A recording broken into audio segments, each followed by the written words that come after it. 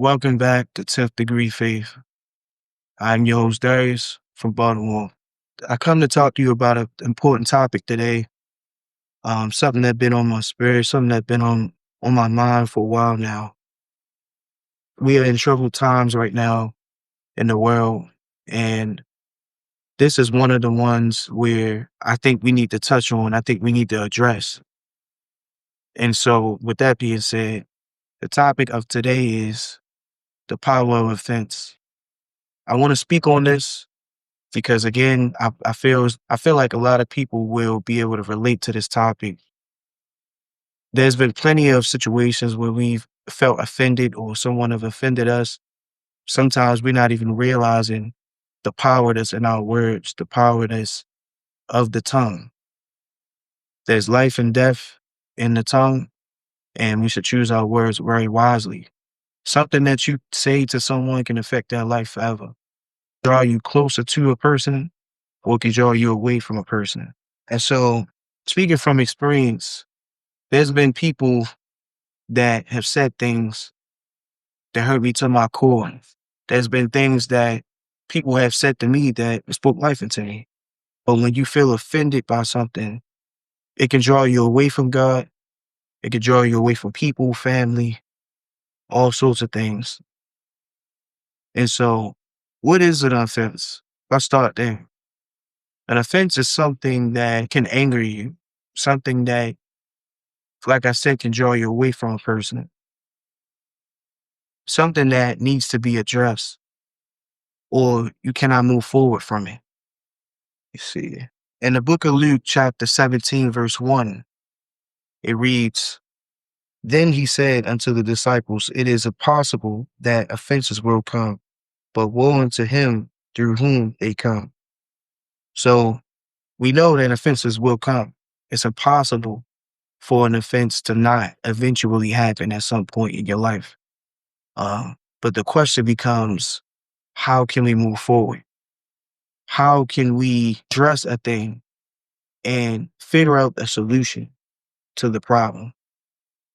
Some people have pride where they don't want to deal with it, even when they know they're in the wrong. But it's important, and as believers, it's important for us to become mature enough to have a conversation and address an issue. So if anyone that's in church, whether you in a new believer, new in God, it's important for us to understand that offenses will come. It's about moving forward. How can we move forward? Think of times when a family member or someone close to you, whether it's a best friend or a friend or anybody, and think of the times when they have offended you. How did you react? What did you do?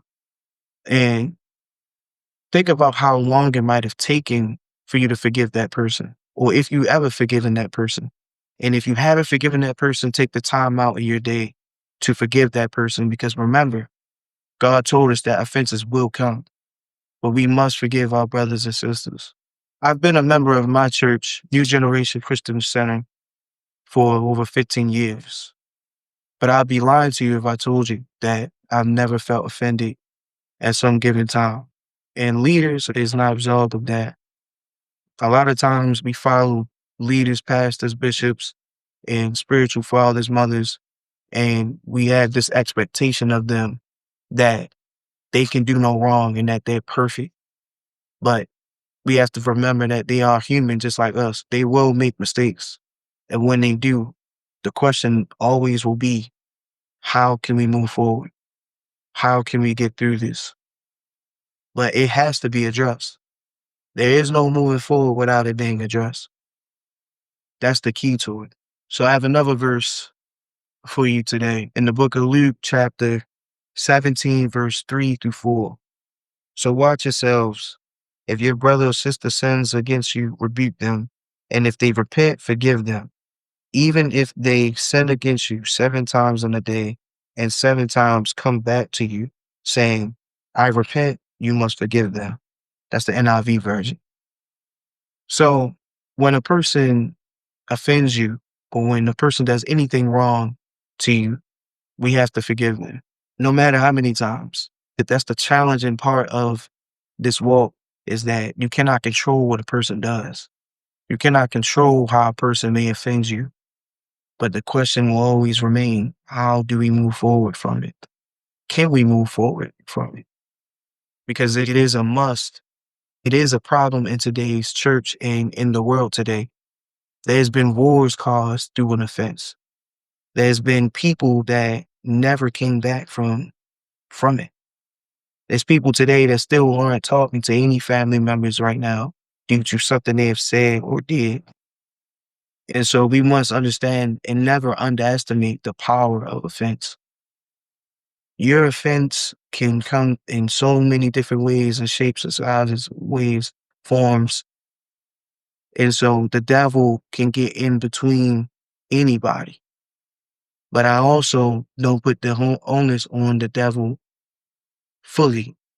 I always still hold people accountable for their actions.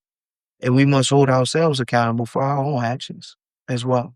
And this next verse that I want to share with you is a verse. This is more for this. If this relates to you, if this resonates with you, then use it and let it be that manifest in your life.